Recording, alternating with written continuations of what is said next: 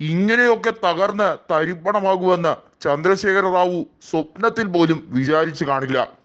ചന്ദ്രശേഖര റാവുവിന്റെ BRSന് പ്രതിപക്ഷത്തിരിക്കുമ്പോഴും ആദ്യം, അതായത് 2023 നിയമസഭാ ഫലം വന്നപ്പോൾ 42ഓളം MLA മാരുണ്ടായിരുന്നു.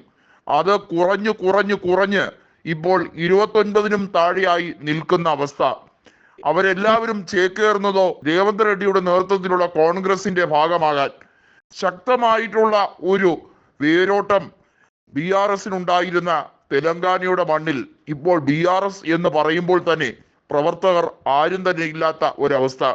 BRSൽ തന്നെ റാവുവും മകളും BJPയിലേക്ക് പോകേണ്ടി വരുമോ BRSനെ ലയിപ്പിച്ച് എന്ന ചർച്ച വരെ നടക്കുന്നുണ്ട്. ഏതായാലും കവിതയ്ക്ക് ഇനിയൊരു ഭാവി ഉണ്ടെങ്കിൽ BJPയിലേക്കേ ഉള്ളൂ എന്ന് കിഷൻ റെഡ്ഡി ഉൾപ്പെടെയുള്ളവർ പറഞ്ഞത് വെറുതെ ആകില്ല എന്ന് വ്യക്തം. BRSന്റെ രാഷ്ട്രീയ സാഹചര്യം അതിദാരുണമാണ്. അവരുടെ ഏറ്റവും ഉരുക്കുകോട്ടയായ മേടക്കിൽ പോലും കോൺഗ്രസിന്റെ മിന്നുന്ന മുന്നേറ്റം വന്നപ്പോൾ ഒരു കാര്യം മനസ്സിലായി കഴിഞ്ഞിരിക്കുന്നു: BRS സർവാത്മന തകർന്ന തരിപ്പണമായിരിക്കുന്നെന്ന്. ഒരു ലോക്സഭാ സീറ്റ് പോലും 17 ലോക്സഭകളുള്ള തെലങ്കാനയിൽ നിന്നും BRSന് നേടിയെടുക്കാൻ കഴിഞ്ഞില്ല. അപ്പോഴിതാ രാജ്യസഭയിലേക്ക് BRSന്റെ ഒരു അംഗം അങ്ങോട്ടേക്ക് മാറിയത് മാത്രമല്ല, കോൺഗ്രസിലേക്ക് ചേക്കേറിയത് മാത്രമല്ല, നിയമസഭയിൽ നിരവധി MLA മാർ ഇതിനോടകം തന്നെ കോൺഗ്രസിലേക്ക് ചേക്കേറുന്നു. അതിനുവേണ്ടി MLA സ്ഥാനം രാജിവെക്കുന്നു. അതുമാത്രമല്ല, MLC സ്ഥാനം രാജിവെച്ചുകൊണ്ടും നിരവധി പേർ വരുന്നു. അവരൊക്കെ കോൺഗ്രസിന്റെ പിന്തുണയോടുകൂടി മത്സരിക്കുകയാണെങ്കിൽ തീർച്ചയായും വിജയിക്കും എന്നുള്ള കാര്യത്തിൽ യാതൊരു സംശയവുമില്ലാത്ത സാഹചര്യം. റാവുവിനും കുടുംബത്തിനും എപ്പോൾ വേണമെങ്കിലും വലിയ അന്വേഷണങ്ങൾ വരാം എന്നുള്ളത് MLA മാരെ വല്ലാതെ അലട്ടുന്നൊരു പ്രശ്നമാണ്. BRS 9 കൊല്ലം കൊണ്ട് കാട്ടിയ കൊടിയ അഴിമതികൾ സംസ്ഥാനത്തുടനീളം ചർച്ചയാവുകയാണ്.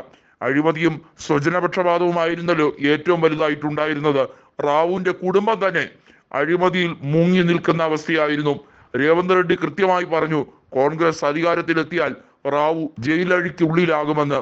അത് അക്ഷരം പ്രതി പാലിക്കപ്പെടുന്ന നാളുകൾ അടുത്തു കഴിഞ്ഞിരിക്കുന്നുവെന്ന് റാവുവിന് ബോധ്യപ്പെട്ട് കഴിഞ്ഞിരിക്കുന്നു. BJP പ്രതിപക്ഷ നിരയിലേക്ക് ശക്തമായി ശക്തി പ്രാപിച്ചു കഴിഞ്ഞിരിക്കുന്നത്. ക്രിയാത്മക പ്രതിപക്ഷം എന്ന് വേണമെങ്കിൽ കൃത്യമായി തന്നെ പറയാം. കാരണം ലോക്സഭയിലെ കണക്കെടുത്ത് നോക്കിയാൽ 8 സീറ്റ് കോൺഗ്രസ്, 8 സീറ്റ് BJP എന്നിങ്ങനെയാണ് തെലങ്കാനയിലെ നിലവിലെ സീറ്റ് നില നോക്കുമ്പോൾ. അതായത് വോട്ട് ഷെയറിൽ മാത്രമാണ് കോൺഗ്രസിന് മുന്നേറ്റമുള്ളത്. BJPക്ക് സ്വല്പം കുറവാണെങ്കിൽ പോലും ഭേദപ്പെട്ട പ്രകടനം അവിടെ കാഴ്ചവെക്കാൻ കഴിഞ്ഞു. അതിനകത്ത് വന്നത് മുഴുവൻ BRSന്റെ ക്രോസ് വോട്ടിംഗ് ആയിരുന്നുവെന്ന് കോൺഗ്രസ് നിസ്സംശയം പറയുന്നുമുണ്ട്. 2018 BRS ആദ്യ മന്ത്രിസഭയെ കാലാവധി തികയും മുമ്പ് തന്നെ പിരിച്ചുവിട്ടത്. അന്ന് 88 സീറ്റുകളുമായി അധികാരത്തിൽ വന്നെങ്കിൽ പോലും അന്ന് കോൺഗ്രസ് ക്രമക്കേട് പ്രശ്നം ചൂണ്ടിക്കാണിച്ചിരുന്നു. 20 ലക്ഷം വോട്ടർമാരെ വോട്ടേഴ്സ് ലിസ്റ്റിൽ നിന്ന് മാറ്റിയ ആ ഗുരുതരമായ അഴിമതി ഉൾപ്പെടെയുള്ള കാര്യങ്ങൾ വീണ്ടും കള്ളി വെളിച്ചത്താകുമ്പോൾ BRSന് അതിനുകൂടി സമാധാനം പറയേണ്ടി വരും.